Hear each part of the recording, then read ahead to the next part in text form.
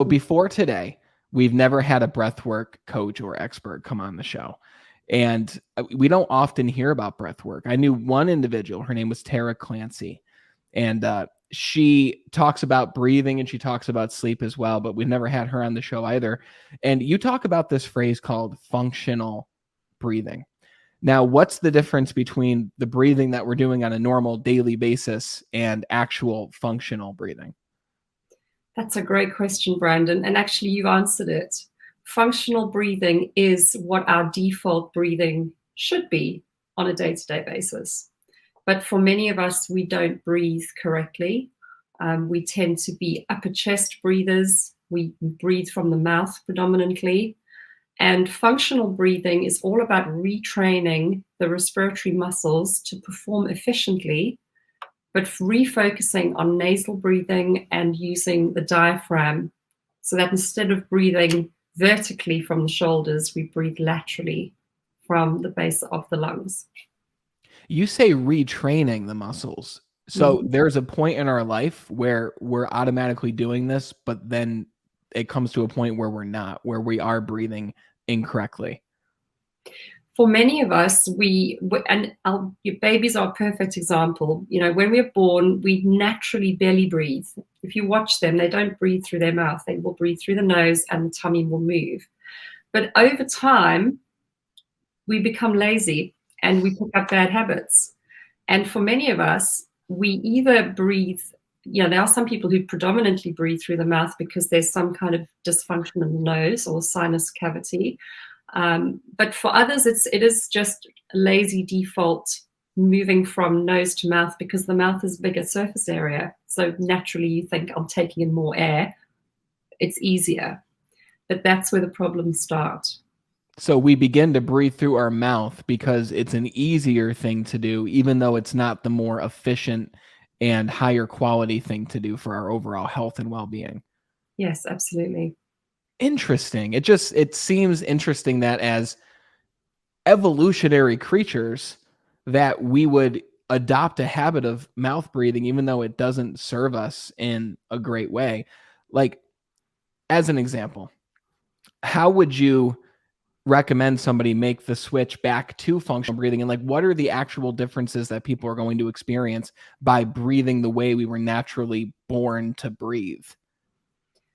Well, many clients will come to me because something has gone wrong within their health, and they'll either be referred to me from a clinical perspective, or they will come to me of their own fruition, and I can absolutely use myself as an example. I always thought I naturally breathed through my nose. I've never snored or had any sleep disorders, but dysfunctional breathing is a good way of explaining how the body manifests poor breathing habits as a starting point. So if you experience a lot of upper body tension, lumbar spine discomfort, you have mobility issues, chronic pelvic floor pain for women, for example, or let's say you're really into your exercise, but you tend to train breathing through your mouth all the time. And that will then stimulate exercise-induced asthma because you're taking in all of this unfiltered air, which causes inflammation in the top part of the chest. Whoa. And I think for many people, you just don't realize what that actually is. And then when something feels uncomfortable, we think, oh, maybe I've been sitting too long, or my circulation is off, or maybe I've been staring at my laptop too long. But we never think that our breathing actually is the root cause. And this is where the shift happens for many people. Once they get a deeper understanding of what's going on in their body and how the mind and the breath and sleep are connected, then the dots are starting to join.